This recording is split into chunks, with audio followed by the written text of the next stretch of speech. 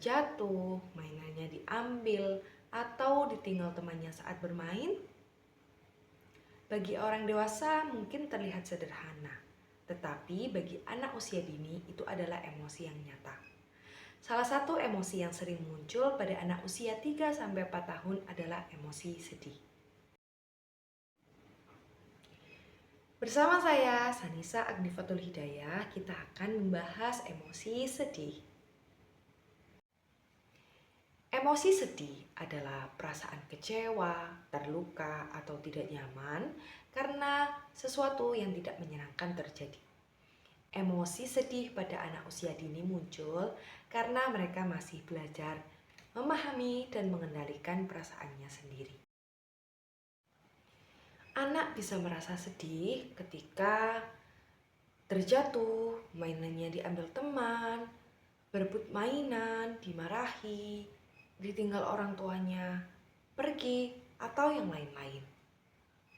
Lingkungan sekolah sering ditemukan anak yang menangis karena terjatuh, tetapi malah ditertawakan oleh teman-temannya. Hal ini terjadi karena anak belum mampu memahami perasaan orang lain dan belum berkembang rasa empatinya. Jika hal ini dibiarkan, anak bisa jadi malu, takut bermain, atau bahkan tidak percaya diri dengan teman-temannya. Anak tidak boleh dimarahi saat mereka merasa sedih atau menangis. Yang diperlukan anak adalah rasa aman dan pendampingan dari orang tua atau guru. Beberapa cara yang bisa dilakukan oleh orang tua atau guru adalah mendengarkan perasaan anak, memberikan sentuhan atau pelukan yang hangat, mendengarkan ketika anak sedang bercerita, dan mengajari teman yang lain untuk membantu mereka, bukan menertawakan. Salah satu metode yang saya gunakan di tempat saya sekolah adalah storytelling atau bercerita. Storytelling atau bercerita membantu anak memahami perasaan orang lain lewat cerita yang dikemas secara sederhana dan menyenangkan untuk anak. Hari ini kita mau bercerita, judulnya Aduh, Dika jatuh. Dika dan Lara bermain bola bersama teman-teman. Siapa di sini yang suka main bola?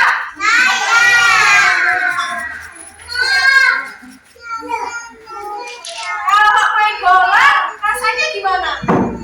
Senang atau sedih? Gimana tadi ekspresi senang? Oke. Dika dan teman-teman lihat senang kan? Iya. Kita lanjut ya. Dika berlari mengejar bola. Dika lagi apa ini? Berlari. Kalau lari harus hati-hati nggak? Harus hati-hati.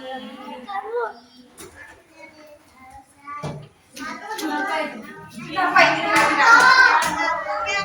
Kenapa ini kira-kira? Dika jatuh di rumput. Kira-kira ini kalau di rumput ini gimana ya? Di ruang kelas atau di lapangan? Di lapangan. Ini Dika merasa apa teman-teman? Sedih. Dika merasa apa? Sedih. Kenapa kok Dika sedih? Karena Albi, boleh nggak ya melempar? Atau tidak kalau terluka? Sakit.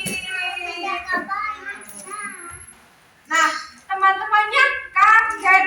Terus tapi Lala hadir tersenyum. Kira-kira kalau ada temannya yang jatuh, boleh tidak menertawakan? Terus guru datang dan bilang, tidak boleh menertawakan teman yang jatuh ya. Jadi kalau temannya yang jatuh, ada yang jatuh, tidak boleh ditertawakan. Kalau misalnya teman-teman yang jatuh, mau nggak ditertawakan? ditertawakan sama teman yang lain? Nggak boleh. Terus Lala membantu Tika berdiri. Jadi kalau ada temannya yang jatuh harus dibantu. Lala anak baik nggak? Lala anak baik nggak? Nah, dari kegiatan storytelling tadi, kita dapat mengambil kesimpulan bahwa cerita yang saya sampaikan dapat memberikan pesan untuk anak supaya ketika temannya lagi terjatuh, anak tidak menertawakan tapi membantunya. Storytelling membantu anak untuk mengenali emosi, memahami perasaan orang lain, dan menumbuhkan rasa empati sejak dini. Emosi sedih adalah bagian alami dari perkembangan anak. Tugas kita sebagai orang tua atau guru adalah membantu mereka mengenali emosi sedih dan membantu untuk mengelola emosi itu dengan baik. Dengan pendekatan yang hangat dan kegiatan storytelling, anak belajar untuk menjadi pribadi yang penuh kasih sayang, empati, dan saling peduli teman. Anak yang dipahami emosinya akan tumbuh menjadi pribadi yang baik dan positif. Wassalamualaikum warahmatullahi wabarakatuh. Bye-bye.